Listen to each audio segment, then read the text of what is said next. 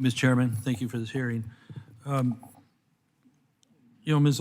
Arias, when you talk about early on in your conversation that within 1 mile of the tracks is 90% of the emissions, but don't we have to acknowledge when towns were first built and settled, they were either along the coast with ports, they're along rivers, and when, with the advent of railroads across the country, towns located right next to the railroad, because in any case, they want major sources of transportation to move freight, people, et cetera. And so kind of implied with what you're saying is that maybe all towns need to be at least 1 mile away from railroad tracks to not have emissions. And then you have to acknowledge too that sometimes the rails were there, sometimes the airport was there first, that property is cheaper next to those, is not as desirable, and so they move homes into those areas that only because they're cheap and people with lower incomes can afford to move into them. So whose fault is it really that people live near these areas, developers or people that choose to buy homes in these areas? We have to look at that on the other side. So, Ms. Arias, when CARB fully acknowledges that people are going to go out of business, especially short-line railroads, which are an important, integral part of what the long lines can't do and what we don't, what Mr. Moulton was even talking about, do we want to shift this to trucks? How can you, in good faith, develop a policy that you fully acknowledge is going to put an important sector out of business and at the end of the day, drive up emissions? How does that work? Thank you for the question, sir. As it relates to the analysis that we have in our report, that report does not take into account any sort of the incentive programs or other opportunities we might be able to work with the Class 3 railroads. As mentioned earlier, there has been a significant application pool this year to help the Class 3s get to compliant engines.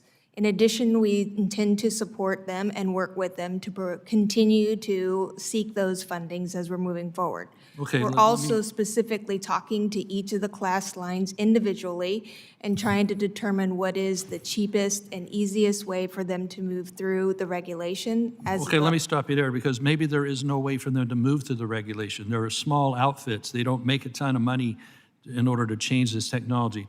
Mr. Olvera or Mr. Nober as well, when they talk about availability of Tier 4 engines, which, my stats here show me that if we're at Tier 4 engines, if you just took a breath for a minute at CARB and let everybody come up to Tier 4, you've achieving 85 to 90% cleaner versus older technology. That sounds like a win to me, but you're already jumping ahead to 5 or 6 or all electric. And Ms. Arias, you're saying like, well, we can take this diesel engine out of a Tier 3 or 2 or whatever, and we'll put this newer one in. You don't say that we're going to put a new diesel engine in. You're talking about putting an all-electric thing that doesn't even exist yet. How does that work? Because I want Mr. Nober and Mr. Olvera to talk about that for a moment. How is the Tier 4 availability of those engines coming along here? Can we even replace everything with Tier 4 at this moment? Because Ms. Arias said that it was new technology as of about 2015. That's only a few years ago. We expect all these things have been changed to Tier 4 by now. Tier 4 engines are limited in availability, and with locomotives or railroads requiring their locomotives to all upgrade in an abrupt time frame, that limited inventory is going to be taken over very quickly. So we're jumping past Tier 4 with this mandate, right? We haven't even filled out Tier 4 availability. They want 5 or 6 or whatever number you want to call it, right? Yeah, there's very few locomotives in the short-line industry that are at Tier 4 level. We were my railroad was one of the pioneers jumping to Tier 3 engines starting in 2008. At the time, that was the best available or highest tier available, but Tier 4 is just getting started. Well, it's a lot like the trucks in California. They say, hey, get up to this newest tier from 2011 or newer, and you'll be fine for a long time. Then wham, they change the regs, and those trucks are now have to be phased out by 2030. Same with people in good faith trying to do their local. Mr. Nober, try and touch on that too, please, with Tier 4 availability and the massive, 85, 90% cleaner if we were just all at Tier 4.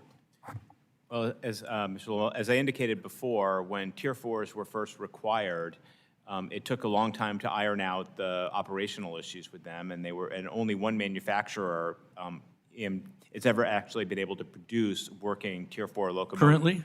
Currently? Currently. When they first came out, then again, there were many problems with them, and they kept breaking down. And, for a railroad, at least at BNSF where I used to work, they have to operate in Arizona in 120 degrees in the summer, in Montana and minus 50 in the winter, on a 24/7 basis. And if there's a failure, that becomes a significant issue in a network industry. And so reliability is a very important factor, I think. Thank you. And here we are jumping past a tier that isn't even ready yet with new regs with non-diesel engines, right? I don't think that there are, again, I'm not a locomotive expert, but I Well, don't the believe that there are requirements. I feasible, gotta yield I don't back. think that there are feasible locomotives that I got to reclaim my time, sir. Thank you. Sorry about that. Yes, the Chairman. gentleman yields. Thank you so very much. Mr.